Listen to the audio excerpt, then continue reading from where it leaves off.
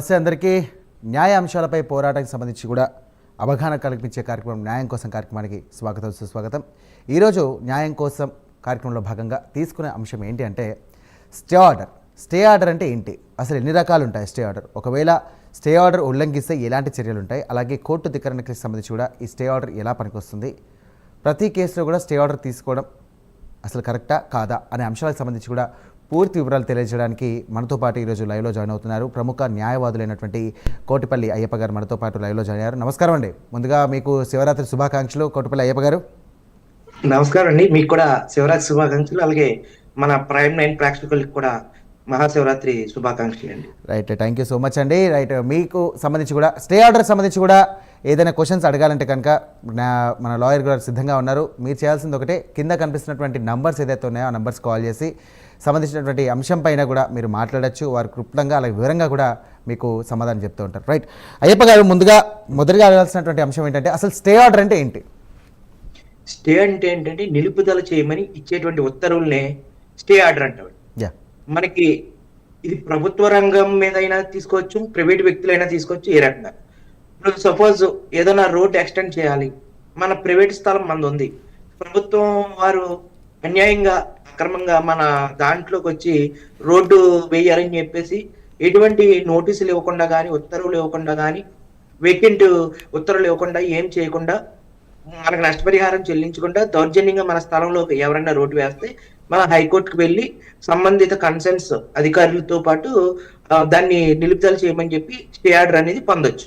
అలాగే order 39 rule 1 and 2 ప్రకారం stay order అనేది టెంపరీ స్టే ఆర్డర్ అనేది మనం తీసుకోవచ్చు అండి, సిపిసి సెక్షన్ ప్రకారం. Okay, right. అయ్యప్ప గారు, అసలు స్టే ఆర్డర్స్ ఎన్ని రకాలు అన్నిటి ఉంటాయి? స్టే ఆర్డర్స్ చాలా రకాలు ఉంటాయండి. ఇంట్రీమ్ స్టే అనేది ఒకటి ఉంటుంది. కేసు పూర్తయ్యే వరకు కూడా తాత్కాలిక ఆర్డర్లను నిలిపేసే స్టేనే ఇంట్రీమ్ స్టే అంటారు. యాడ్ ఇంట్రీమ్ స్టే అని ఉంటది. ఎదుటి వ్యక్తులు వారిని వినకుండా ఇచ్చేటువంటి తాత్కాలిక ఆజ్ఞలనే యాడ్ ఇంట్రీమ్ స్టే అంటారు. టెంపరీ స్టే కూడా ఉంటుందండి. టెంపరీ స్టే అనేది దానికి కూడా టెంపరీ స్టే నిర్దిష్ట కాలం వరకు మాత్రమే ఇచ్చేటువంటి స్టేని టెంపరీ స్టే అంటారు. పర్మనెంట్ స్టే అంటే తుది తీర్పు వచ్చే తర్వాత తుది తీర్పుతో పాటు శాశ్వతంగా ఇచ్చేటువంటి స్టే ఆర్డర్ నే పర్మనెంట్ స్టే అంటారు. స్టేటస్ కో ఆర్డర్ అంటే ఏంటంటే యథాస్థితిని, ఏదైనా కోర్టు పెండింగ్ లో ఉన్నటువంటి కేసుల్లో యథాస్థితిని మనం కొనసాగించాలనేటువంటి కోర్టు ఇచ్చేటువంటి ఆజ్ఞలే స్టేటస్ కో ఆర్డర్ అంటారు. స్టే ఆఫ్ ప్రాసెస్ అండి, కోర్టు విచారణను తాత్కాలికంగా నిలిపేయడం. ఏదైనా కోర్టు విచారణ మనకి వ్యతిరేకంగా ఉన్నప్పుడు ఉన్నత స్థాయి న్యాయస్థానాలకు వెళ్ళి ఆ కేసు యొక్క విచారణని కొనసాగించకుండా అని ఇచ్చేటువంటి స్టేనే స్టే ప్రొసీడింగ్ అంటారు. అలాగే స్టే ఆఫ్ ఎగ్జిక్యూషన్, తీర్పు అమలును తాత్కాలికంగా ఆపేయడం. ఏదన్నా ఒక తీర్పు అమలు చేయాలనుకోండి, అందులో ఏదన్నా అన్యాయంగా ఏదైనా ఒక వ్యక్తి మీద తీర్పు వచ్చిందనుకోండి, ఆ తీర్పుని తాత్కాలికంగా నిలిపివేయండి, దానికి సంబంధించినటువంటి ఆధారాలు మేము పొందుపరుచుకుంటాం, మాకు అన్యాయంగా తీర్పు వచ్చిందని. అయ్యప్ప గారు కాలర్ రెడీగా ఉన్నారు. వెంకటేశ్వరరావు గారు రాపల్లి నుండి, రేపల్లి నుండి కాల్ చేస్తున్నారు. వెంకటేశ్వరరావు గారు చెప్పండి, లాయర్ గారు లైన్ లో ఉన్నారు, మాట్లాడండి. చెప్పండి సార్. వెంకటేశ్వరరావు గారు, మీరు టీవీ వాల్యూమ్ మ్యూట్లో పెట్టండి, టీవీకి దూరంగా వచ్చి మాట్లాడండి, చాలా క్లారిటీగా వినబడుతుంది. లాయర్ గారు లైన్లో ఉన్నారు, మాట్లాడండి. నమస్కారం అండి. నమస్కారం అండి. హలో, నమస్కారం సార్, చెప్పండి సార్. అదే మా అమ్మ మా నాన్న చనిపోయారండి. ఓకే అండి. చనిపోతే కొద్దిగా పొలం ఉంది, 1 ఎకరం. ముగ్గురు చెల్లెళ్ళు, వాళ్ళకి మాకునేమో 15 సంవత్సరాల నుంచి మాట్లాడలేవు. గొడవలు మాలన్నా వాళ్ళేమో ఎక్కడికైనా ఫ్యామిలీ కాగితం అడుగుతున్నారు.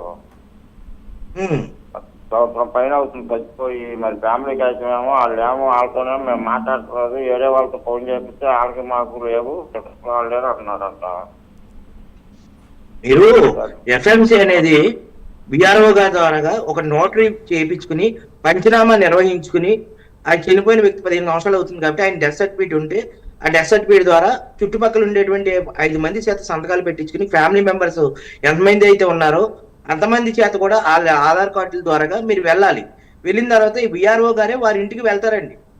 ఆర్ఐ గారు, రెవెన్యూ ఇన్స్పెక్టర్ గారు సంబంధించినటువంటి వ్యక్తి ఆ సంతానమా కాదా, ఎఫ్ఎంసీలో ఉన్నటువంటి ఫ్యామిలీ మెంబర్స్ అందరినీ కూడా విచారిస్తారండి. మీరు వెళ్ళకపోయినా మీరు అప్లై చేయండి ఫస్ట్ ఎఫ్ఎంసీకి. రైట్ థ్యాంక్ యూ అండి వెంకటేశ్వరరావు గారు, థ్యాంక్ యూ అండి అయ్యప్ప గారు. విషయం అంటే నాకు వ్యక్తిగతంగా ఒక క్వశ్చన్ ఉంది. ఏంటంటే ఇప్పుడు రాజకీయాలకు సంబంధించినటువంటి నాయకులు కానివ్వండి, లేకుంటే ఏదైనా కంపెనీస్కి సంబంధించినటువంటి కేసుల పురోగతికి కేసు ముందుకు వెళ్ళాలంటే కూడా ఆపోజిషన్ వాళ్ళు కానివ్వండి, లేకపోతే కేసు వేసిన వాళ్ళు కూడా ఇమీడియట్గా కేసుని స్టేకి తీసుకోవడానికి నానా తంటాలు పడుతుంటారు. ఇది ఎంతవరకు సాధ్యమంటారు? ఇప్పుడు యాక్చువల్గా బలమైనటువంటి ఆధారాలతోటి దోషికి శిక్ష పడాలి అంటే ఒక ముద్దాయి ఏమన్నా అవినీతి ఆరోపణలు కానీ, ఏదైనా హత్యాయత్నం కానీ, ఇటువంటి కేసుల్లో మనం ఉన్నత న్యాయస్థానానికి వెళ్ళి కోర్టు స్టే అడిగినా కానీ ఇవ్వదండి. ఎందుకంటే అన్ని కేసుల్లో కూడా స్టే రాదండి. కొన్ని ఎక్కువ మొత్తంలో సివిల్ ఇప్పుడు స్టే అనేది ఫర్ ఎగ్జాంపుల్ ఏదైనా ఒక బ్యాంక్ కి వాళ్ళు సొమ్ము చెల్లించలేకపోయారు, సర్ఫెక్స్ యాక్ట్ 2002 ప్రకారం బ్యాంక్ అనేది వాళ్ళకి ఉన్నటువంటి ఆదేశాల మేరకు, వాళ్ళకు ఉన్నటువంటి చట్టాల ప్రకారం, సర్ఫేస్ యాక్ట్ ప్రకారం వాటి పొజిషన్ తీసుకుని వాటిని వేలంపాట వేస్తూ ఉంటారు. ఆ వేలంపాట వేసినప్పుడు అది ఎక్కువ మొత్తంలో విలువ చేసేటువంటి కలిగే ఆస్తులు తక్కువ మొత్తంలో వేలంపాట్లు వెళ్ళిపోతాయని వాళ్ళు అనుకున్నప్పుడు, వాళ్ళు కట్టగలిగేటువంటి స్తోమత ఉన్నప్పుడు దాంట్లో 25% చేసి చేసుకోవచ్చు. అలాంటి వాటికి అన్నిటికీ కూడా పొలిటీషియన్స్ బ్యాంకులకి ఎంతో మంది ఎన్నో బ్యాంకుల నుంచి అప్పులు తీసుకొచ్చి వాళ్ళు కట్టకపోతే వాళ్ళ మీద స్టే ఆర్డర్ తీసుకుంటారు. అలాగే క్రిమినల్ కేసుల్లో కూడా. రైట్ ఒక నిమిషం అండి, మనకు కాలర్ రెడీగా ఉన్నారు సాయిబాబా గారు రావులపాలెం నుండి. సాయిబాబా గారు చెప్పండి. నమస్కారం అండి, లాయర్ గారు ఉన్నారు, మాట్లాడండి. ఈ మధ్య రీసర్వే జరిగింది సార్.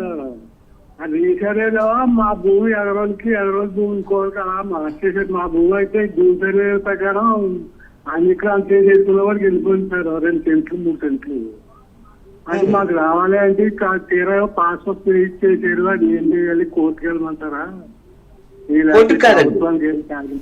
మీకు మీ భూమి మీ రికార్డుల ప్రకారం మీ భూమి సర్వే చేసినప్పుడు మీకు ఒక నోటీస్ ఇస్తారు. మీ సరిహద్దుదారులకు కూడా ఒక నోటీస్ ఇస్తారు. ఆ నోటీస్ ఏమన్నా రెవెన్యూ వారు, సర్వే డిపార్ట్మెంట్ వారు, మండల సర్వే వారు ఏమన్నా ఇచ్చారండి మీకు? నోటీసులు కట్టేయాలి. మన రీసర్వేలో భూమి సర్వే అయింది కదండి జగన్ ప్రభుత్వం. రీసర్వేలో మీ భూమి అంటే మీరు ఎంజాయ్ చేస్తున్నటువంటి మీ భూమి తగ్గింది. మీరు యాక్చువల్ గా మీ రికార్డుల ప్రకారం మీ భూమి ఇంత ఉండాలి, కానీ ఆ సర్వే నెంబర్ లో మీ భూమి తగ్గడం వల్ల ఇంతే ఉంది అని చెప్పి ఏమన్నా మీకు నోటీస్ ఇచ్చారా అని అడుగుతున్నానండి. అలాగే ఇవ్వలేదు సార్, అలాగే ఇవ్వలేదండి.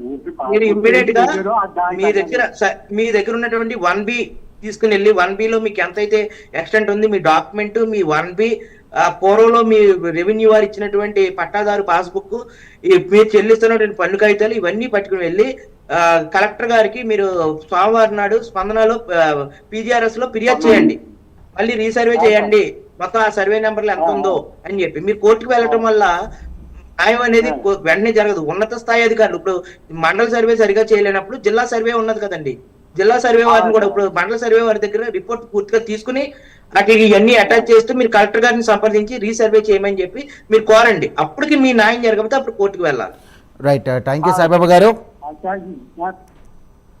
సాయిబాబా గారు, లాయర్ గారు, స్టే ఆర్డర్ వల్ల ప్రజాస్వామ్య వ్యవస్థకు నష్టం జరుగుతుందంటారా? అంటే రెండు ఉన్నాయండి. స్టే ఆర్డర్ వల్ల నష్టం జరుగుతుందంటే కొంతమంది ప్రభుత్వ భూములను ఆక్రమించుకుంటారు.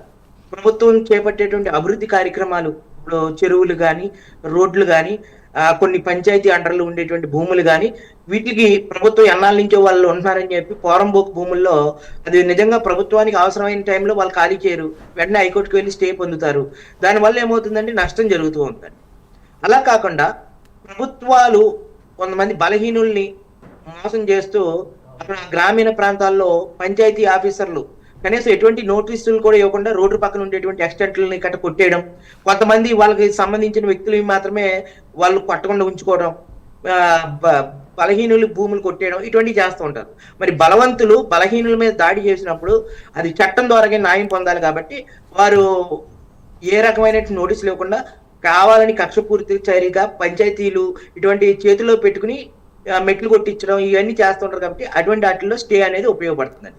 దానివల్ల నష్టము ఉంది, లాభము ఉందండి. రైట్, మనకు కాలర్ రెడీగా ఉన్నారు. మణికుమార్ గారు వైజాగ్ నుండి కాల్ చేస్తున్నారు. మణికుమార్ గారు చెప్పండి, డాక్టర్ గారు సిద్ధంగా ఉన్నారు, మీ క్వశ్చన్ అడగండి. సార్ నమస్తే అండి. నమస్కారం సార్. సార్ యాక్చువల్లీ నాది ఒక 3 ఎకరాల ల్యాండ్ అండి. ఎంతండి? హలో, 3 ఎకరాలండి. చెప్పండి. అయితే నాది ఒక 2 years బ్యాక్ వరకు 1B జగన్ ప్రభుత్వం ఎంటర్ అయిన టైంలో వరకు నా 1B కానీ నా డాక్యుమెంట్ లో కానీ 2 ఎకరాలు అనిపించింది చూపించదండి. 3 ఎకరాలు చూపించదండి. కానీ వాళ్ళు రీసర్వే చేసిన తర్వాత నుంచి ఒక 20 సెంట్లు తక్కువ చూపిస్తుందండి. ఇప్పుడు మీ ఎక్కడికి వెళ్ళినా మీ ఎక్స్టెంట్ లో అంత ల్యాండ్ ఉందండి, మేము దాన్ని ఏం చేయడానికి లేదండి అని చెప్తున్నారండి. ఇది చాలా రోజుల నుంచి చాలా మంది ఎదుర్కొంటున్నటువంటి సమస్య అండి. దీనికి ఏం చేస్తారంటే గవర్నమెంట్ కొన్ని మార్గదర్శకాలు రూపొందించింది. 4 సెంట్ల వరకు కూడా, ఒక ఎకరాలో 4 సెంట్ల వరకు కూడా ఎక్కువ తక్కువలు ఉంటే దాన్ని చట్ట ప్రకారంగా మనం పరిష్కరించలేము. అంటే పూర్వంలో ఎప్పుడో ఆ సర్వే నెంబర్లో డాక్యుమెంట్లు అలా ఉన్నాయని చెప్పి వాళ్ళు చెప్పడం జరుగుతుంది. మీరు ఏం చేస్తారంటే మీ భూమి తగ్గినప్పుడు మీకు ఏదైనా ఒక నోటీస్ ఇస్తారు. మీ భూమి ఎక్స్టెంట్ ప్రభుత్వ 1B ప్రకారం అడంగులు కానీ 1B కానీ పట్టాదారు పాస్బుక్ కానీ పన్నుల ద్వారా కానీ దస్తావేజ్ కానీ ఈ సర్వే నెంబర్లో మీకు ఇంత ఎక్స్టెంట్ ఉండాలి, రీసర్వే చేయించినప్పుడు ఇంత భూమి మీకు తగ్గింది, పలానా కారణం వల్ల తగ్గింది, లేకపోతే మీ భూమి పలానా వ్యక్తికి వెళ్ళింది, లేకపోతే మీ పొలం చుట్టూ ఉన్నటువంటి 4 వైపులు ఉన్నటువంటి బౌండరీ అంటే సరిహద్దు రాళ్ళు కానీ సరిహద్దు గట్టుల ద్వారా కానీ మధ్యలో ఉల్లోపల కొలిచినప్పుడు ఉన్న ఎక్స్టెంట్ మాత్రమే మేము చూపించగలుగుతున్నాం. అందరికీ సరిపోయింది మీ సర్వే నెంబర్ లో, మీకు మాత్రమే తక్కువ వచ్చిందని చెప్పి మీకు ఏదైనా నోటీస్ ఇచ్చారా? రైట్, కాల్ కట్ అయినట్టుంది అయ్యప్ప గారు. రైట్, మరో కాలర్ కూడా చూస్తూ ఉంటారు కదా, వాళ్ళు చూస్తూ ఉంటారు కదండి. ఓకే, చెప్పండి. భూమి తగ్గిందని చెప్పి మీకు నోటీస్ ఇవ్వకపోతే మీరు కూడా కలెక్టర్ గారిని మీ దగ్గర ఉన్న ఆధారాలతోటి సమర్పించి రీసర్వే చేయమనండి. రీసర్వే చేసిన తర్వాత ఆ టోటల్లో సర్వే నెంబర్లో ఎవరికి ఎంతెంత భూమి ఉంది, ఎవరిది ఎక్కువ ఉంది, ఎవరు తక్కువ ఉన్నదని మీకు తెలుసుకోవడానికి ఆస్కారం ఉంటుంది. దాన్ని సమాచార హక్కు చట్టం ద్వారా ఆ సర్వే నెంబర్లో ఉన్నటువంటి టోటల్ ఎక్స్టెంట్ భూమి ఎంత, ఎవరికి ఎంతెంత ఉంది అనేది కూడా మీరు ఆర్టీ యాక్ట్ ద్వారా తెలుసుకుని ఆ సమాచారం మేరకు మీరు కలెక్టర్ గారిని సంప్రదించి రీసర్వే జరపమని చెప్పాలండి. రైట్, థ్యాంక్ యూ లాయర్ గారు. మరో కాలర్ కూడా రెడీగా ఉన్నారు. ఎల్ఐ గారు హైదరాబాద్ నుండి కాల్ చేస్తున్నారు. ఎల్ఐ గారు చెప్పండి. నమస్తే అండి. నమస్కారం సార్. నేను ఇంతకుముందు డిసిసి బ్యాంక్ పనిచేశాను, cooperative central bank, district cooperative central bank. దానిలో చేస్తే అక్కడ ఒక బ్రాంచ్ లో ఫైర్ యాక్సిడెంట్ అయితే అందరినీ సస్పెండ్ చేశారు, డిస్మిస్ చేశారు నన్ను. అయితే క్రిమినల్ కేసు అయింది. ఆ కేసు మాకు ఫేవర్ వచ్చింది. 2007లో జరిగితే 11 నుంచి కేసు ఇదైంది. 2022 నవంబర్లో అయిపోయింది సార్. నాకు ఫేవర్ వచ్చింది. అయితే నాకు బెనిఫిట్స్ ఇవ్వమని నేను లెటర్ పెడితే వాళ్ళు రిజెక్ట్ చేశారు. మీరు హైకోర్టులో సర్వీస్ మ్యాటర్ మీద మీరు హైకోర్టులో ఒక రిట్ ఫైల్ చేయండి. మీరు సర్వీస్ మ్యాటర్ మీద మీకు ఏమైతే నష్టం జరిగిందో, మీకు ఎంతకాలం సర్వీస్ కోల్పోయారు, మీకు రావాల్సినటువంటి ప్రభుత్వం నుంచి రావాల్సినటువంటి జీతభత్యాలు కానీ, పిఎఫ్ కానీ, ఏదైతే గ్రాడ్యుటీ కానీ ఇవన్నీ కూడా మీరు పునరుద్ధరించి నన్ను మళ్ళీ తిరిగి విధిలోకి తీసుకోవాలని చెప్పి ప్రభుత్వాన్ని అని మీరు వెళ్ళండి. మీకు అక్కడ ఖచ్చితంగా న్యాయం జరుగుతుంది. ఎందుకంటే కింద కోర్టు మీ ఫైర్ యాక్సిడెంట్ అనేది మిస్ఫైర్ అండి. ఇప్పుడు దాంట్లో కూడా కొన్ని యాక్ట్స్ ఉన్నాయి, ఫైర్ యాక్సిడెంట్ జరిగిన అది మిస్ఫైర్ అయినప్పుడు అది బాధ్యతాయుతంగా మీ బాధ్యత కాదండి, అది సేఫ్టీ మేనేజ్మెంట్ వాళ్ళది బాధ్యత, ఎంప్లాయీస్ బాధ్యత కాదు కదా. మీ ఇంటెన్షన్ మీ వల్ల జరిగితే మీ బాధ్యత, మీ వల్ల జరగలేదని కోర్టే మీకు జడ్జిమెంట్ ఇచ్చినప్పుడు దాన్ని అమలు చేయమని చెప్పి మీరు హైకోర్టుకు వెళ్ళినప్పుడు మీకు ఖచ్చితంగా న్యాయం జరుగుతుంది. రైట్, థ్యాంక్ యూ అండి. సో మరో కాలర్ కూడా రెడీగా ఉన్నారు, సూర్యనారాయణ గారు ధవళేశ్వరం నుండి. సూర్యనారాయణ గారు చెప్పండి. నమస్తే సార్. నమస్కారం అండి. సార్, నేను విద్యాశ్రమం పవర్ ప్లాంట్ ఏపీజీపీసీఎల్ లో పనిచేశాను సార్. మేము 75 ఓకే సార్. మంది.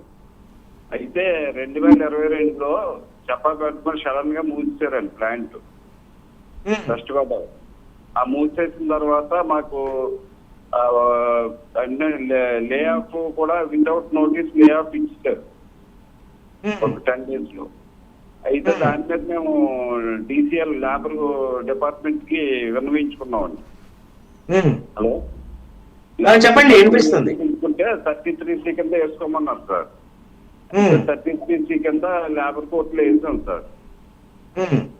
అయితే కంపెనీ పూర్తిగా చేతులు ఎత్తేసి మాకు కనీసం మనకు రావాల్సిన న్యాయబద్ధంగా రావాల్సిన గ్రాట్యుటీ ఒకటి ఇచ్చారండి. ఈపీఎఫ్ మనకు రావాల్సిన ఈఎల్ ఎన్కాష్మెంట్ ఇవన్నీ ఉంటాయి కదా సార్, రిటైర్ అయితే అవునండి. బెనిఫిట్స్ ఏది ఇవ్వకుండా మా దగ్గర ఏమీ లేదు, మా కంపెనీ దివాలా తీసిందే అని చెప్తున్నారు సార్. దాని మీద లాయర్ ద్వారా లేబర్ కోర్టులో మాకు 25 జడ్జిమెంట్ వస్తుంది సార్, ఆల్రెడీ అయిపోయింది. అయితే అయినా కూడా స్పందించట్లా. ఎందుకంటే ఇందులో పెద్ద పెద్ద డైరెక్టర్లు ఉన్నారండి, టీజీ భారత్, ఆంధ్ర షుగర్స్ ఇవన్నీ ఉన్నాయి, ఏపీ గ్యాస్ పవర్ అండి, విద్యాశ్రం. అవునండి, అర్థమైందండి, మాది అదే ఏరియా. మీరు యాక్చువల్గా ఏంటంటే కార్మిక చట్టాలు అనుసరించి ప్రతి కంపెనీ కూడా 90 రోజులు ముందస్తు నోటీస్ పీరియడ్ ని సర్వ్ చేయాలి. సర్వ్ చేయకుండా ఏ ఉద్యోగిని కూడా తొలగించడానికి ఆస్కారం లేదు. అది ప్రైవేట్ అయినా సరే, ప్రైవేట్ ప్రభుత్వ రంగ భాగస్వామ్యం అయినప్పటికీ కూడా మీ అటువంటి నామ్స్ ని వాళ్ళు పూర్తి స్థాయిలో మీ నుంచి అమలు చేయలేదు కాబట్టి మీరు కోర్టుకు వెళ్ళారు. కోర్టు యొక్క ఆదేశాలను వాళ్ళు ఉత్తర్వులను అమలు చేయకపోతే వారి యొక్క ఫిక్స్డ్ అసెట్స్ ఏదైతే ఇమ్మూవబుల్ ప్రాపర్టీస్ ని కూడా వారి కార్మిక చట్టాల్లో ఏం చెప్తుందంటే ఒక సంస్థ కాయలో పడినప్పుడు ఆ సంస్థ యొక్క ఫిక్స్డ్ అసెట్స్ ని కూడా విక్రయానికి బహిరంగ వేలం విక్రయించి వారికి ఉద్యోగస్తులకి న్యాయం చేయమని చెప్పి మనకు అనేక చట్టాలు చెప్తూ ఉన్నాయి.